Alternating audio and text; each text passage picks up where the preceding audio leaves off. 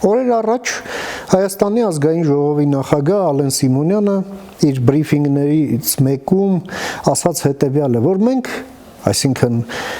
քաղաքացիական պայմանագիրը բնականաբար 100% ձայների մենք չենք հավակնում, մենք կստանանք այնինչ կստանանք, մնացածն էլ մեզ համար ինչ տարբերություն, թե ով կստանա։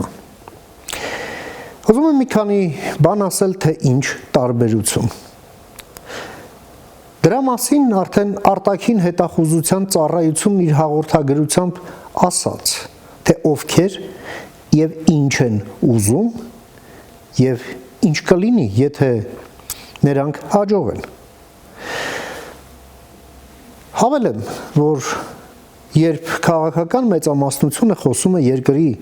ինքնիշխանության մասին, ինքնիշխան պետք է լինի ոչ միայն իշխանությունը, այլև իշխանության ընդդիմախոսող մասը հանդիսացող ընդդիմությունը չի կարող լինել պետության թշնամին, ահա դա է տարբերությունը։ Եվ պետությունը չի կարող ինքնիշխան լինել, քանի դուք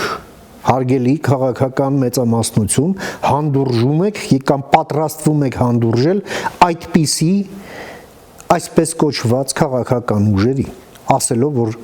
ինչ տարբերություն, ահա տարբերությունը։